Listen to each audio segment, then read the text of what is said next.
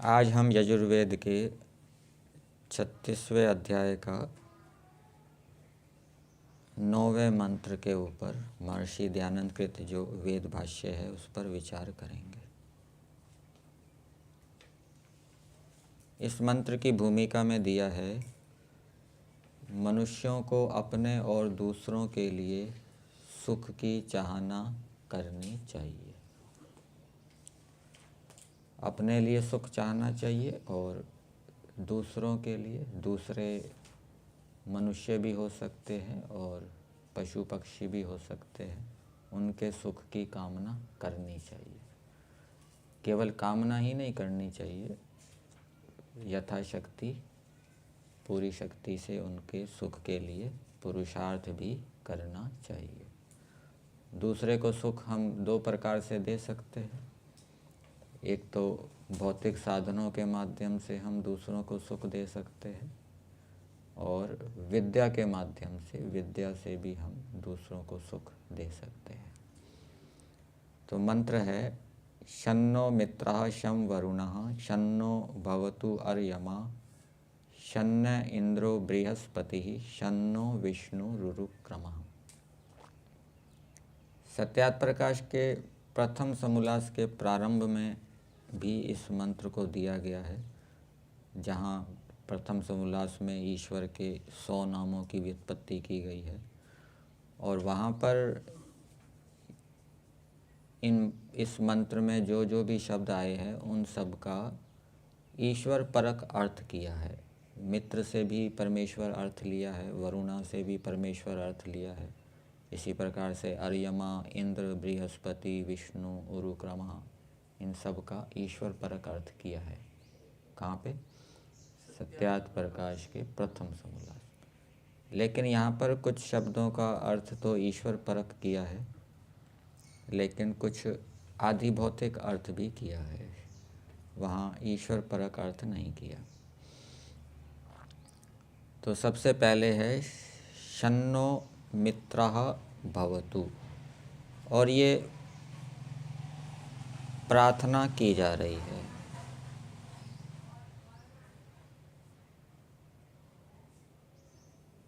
पदार्थ में दिया है, हे मनुष्यों, जैसे हमारे लिए मित्र सुखकारी होवे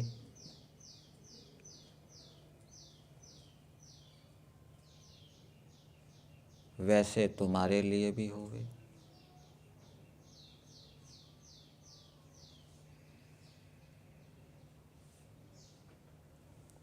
हे मनुष्यों, जैसे मित्र हमारे लिए सुखकारी होवे वैसे तुम्हारे लिए भी होवे। प्रार्थना किससे की जा रही है? संबोधन तो मनुष्यों लिखा है, हे मनुष्यों, जैसे हमारे लिए मित्र सुखकारी होवे, और सबसे नीचे दिया है वैसे हम लोगों के लिए भी होवे। संस्कृत भाग में ये वैसे, हिंदी भाग में कुछ मुद्रण में गलती हो रही है। वहाँ संस्कृत भाग में दिया है युष्मभ्यम अपि भवेत, तुम्हारे लिए भी होवे। ठीक, ये कामना की जा रही है, प्रार्थना नहीं की जा रही। ये कामना की जा रही है। एक कोई व्यक्ति कामना कर रहा है कि जैसे मित्र मेरे लिए सुखकारी होवे, या कुछ व्यक्ति ऐसी कामना कर रहे हैं जैसे मित्र हमारे लिए सुखकारी होवे वैसे तुम्हारे लिए भी होवे। अपने लिए भी कामना कर रहे हैं और दूसरे के लिए भी कामना कर रहे हैं। कामना कहिए, याचना कहिए, प्रार्थना कहिए, ठीक है ना। प्रार्थना क्या होती है? कामना ही तो होती है प्रार्थना के रूप में। तो अपने लिए कामना कर रहे हैं हमारे लिए मित्र सुखकारी होवे। तो केवल कामना करने से हमारे मित्र हमारे लिए सुखकारी नहीं हो जाएंगे। मित्रों के साथ जैसा व्यवहार करना चाहिए वैसा ठीक ठीक न्याययुक्त व्यवहार करेंगे तो वो मित्र हमारे लिए सुखकारी होंगे। और मित्रों को यदि धोखा देंगे, आपत्ति आने पर उनकी सहायता नहीं करेंगे, लड़ाई झगड़ा करेंगे, तो वो मित्र हमारे लिए सुखकारी नहीं होंगे। तो मित्रों के साथ हम भी अच्छा व्यवहार करें और दूसरों को भी प्रेरणा दें कि आप भी, आपके मित्र भी आपको सुख तभी देंगे जब आप उनके साथ ठीक ठीक व्यवहार करेंगे। और मित्रों के साथ कैसा व्यवहार होता है वो हमें भी जानना चाहिए विद्वानों के संग से, शास्त्रों को पढ़ने से, और दूसरों को भी बताना चाहिए। और वैसा करने के लिए स्वयं भी पुरुषार्थ करना चाहिए और दूसरे को भी प्रेरणा देनी चाहिए। तब मित्र हमारे लिए और दूसरों के लिए सुखकारी होंगे। तो वेद में मनुष्यों के लिए संदेश है ईश्वर की ओर से कि हे मनुष्यों, तुम अपने मित्रों के साथ अच्छा व्यवहार करो, उचित व्यवहार करो, जिससे कि उन मित्रों से तुम्हें सुख होवे। ये संदेश है मनुष्यों के लिए। फिर दूसरी बात बताई, शम वरुणः। जो वरुण है, यहाँ पर वरुण का अर्थ दिया है शांति प्रदाह, जल के समान शांति प्रदान करने वाला। संस्कृत भाग में तो केवल पदार्थ में शांति प्रदाह दिया है, लेकिन हिंदी भाग में जन शब्द और जोड़ा है। शांति प्रदान करने वाला जो जन है, व्यक्ति है। शांति कौन देता है? कुछ व्यक्ति ऐसे होते हैं जो हमें शांत कर देते हैं। हमारे अंदर कोई क्रोध उत्पन्न हो रहा है तो वो कुछ सलाह देकर, उपदेश देकर हमें शांत कर देते हैं, हमारे क्रोध को दूर कर देते हैं। जल भी क्रोध को शांत करता है ना। ऐसा बताते हैं कि क्रोध आ रहा हो तो पानी पी लो, तो उससे शांति हो जाएगी। इसी प्रकार से कुछ व्यक्ति अपने उपदेश के माध्यम से, ज्ञान विज्ञान के माध्यम से हमारे क्रोध को शांत कर देते हैं। चलो कोई बात नहीं, उसने आपके साथ अन्याय कर दिया, कोई बात नहीं, तो संसार में होता रहता है, थोड़ा सहन कर लो, इससे सहन करने की शक्ति बढ़ेगी। और भी कुछ उपाय वो बताएंगे। तो ऐसे जो वरुण के समान, जल के समान शांति देने वाले मनुष्य हैं, वो हमारे लिए सुखकारी होंगे। तो वो सुखकारी कब होंगे? वहाँ पर भी उनके साथ हमें ठीक व्यवहार करना पड़ेगा, नहीं तो फिर वो हमारी उपेक्षा करेंगे, संकट के समय हमारी सहायता नहीं करेंगे, हमसे दूर रहेंगे। तो उनके साथ भी हमें ठीक व्यवहार करना चाहिए।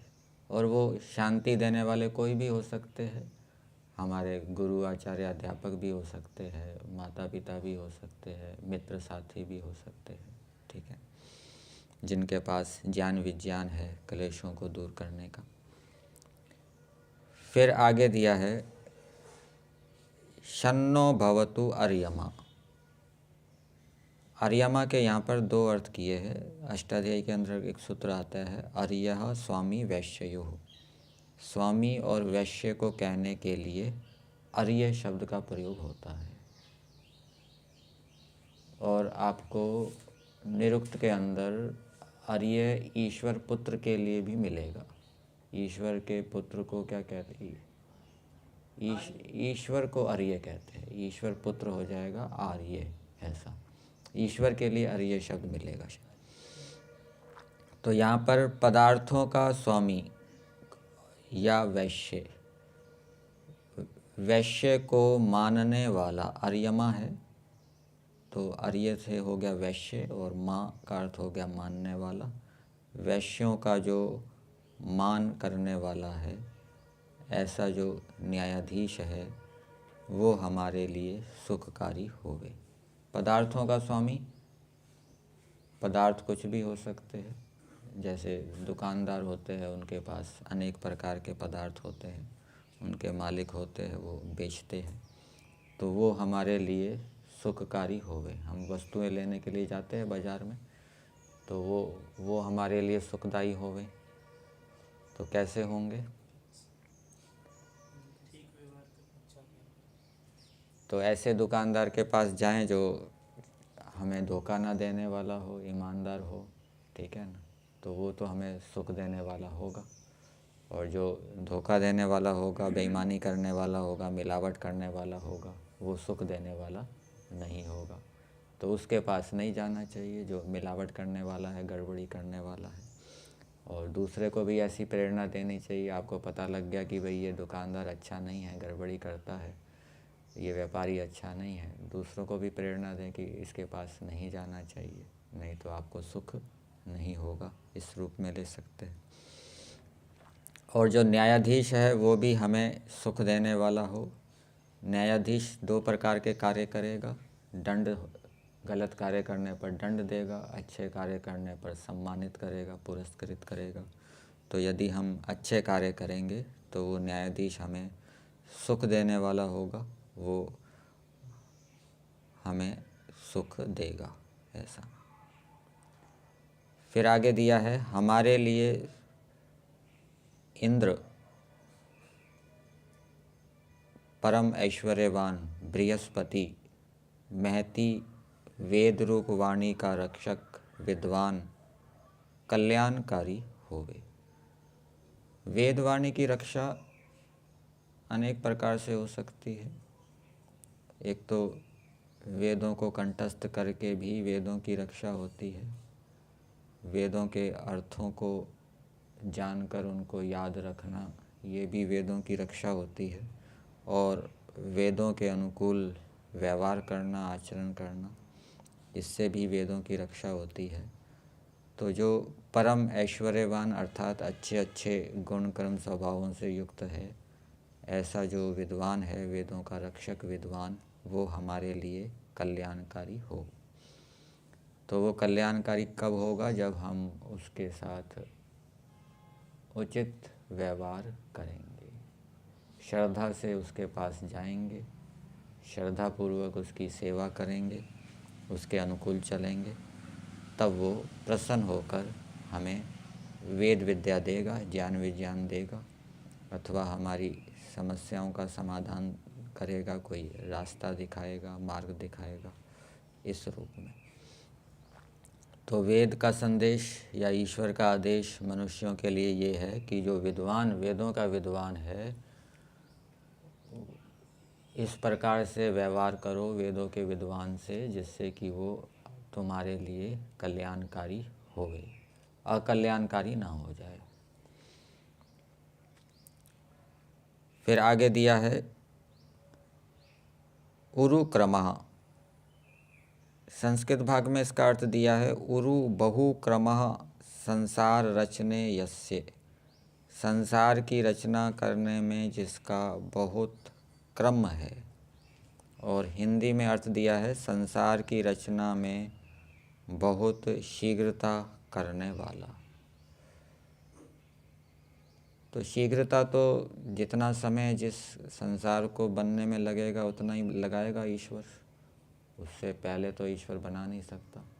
मन बुद्धि आदि को बनाने में जितना समय लगेगा उतना ही लगाएगा ईश्वर। इसका लक्षणा से अर्थ हम कर सकते हैं कि बहुत सामर्थ्य वाला। तो ईश्वर बहुत सामर्थ्य वाला है।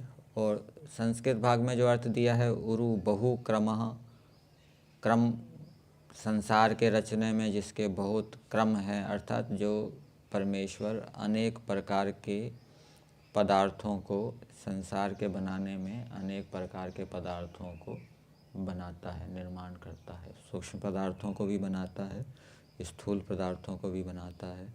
तो ऐसा जो परमेश्वर है, अथवा जो बहुत सामर्थ्य वाला परमेश्वर है, परमेश्वर को वैसे कहीं कहीं शीघ्रकारी भी कहा गया है।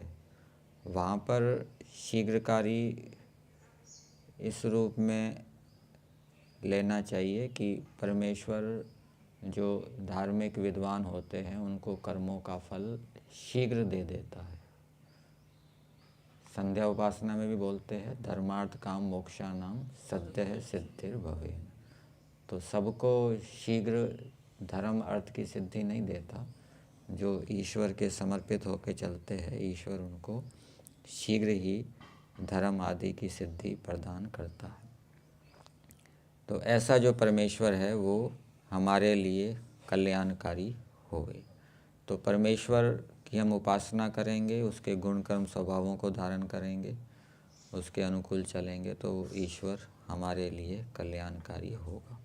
और दूसरों को भी इस प्रकार से प्रेरणा देनी चाहिए कि आप भी ईश्वर के अनुकूल चलो, जिससे कि ईश्वर आपका कल्याण करें।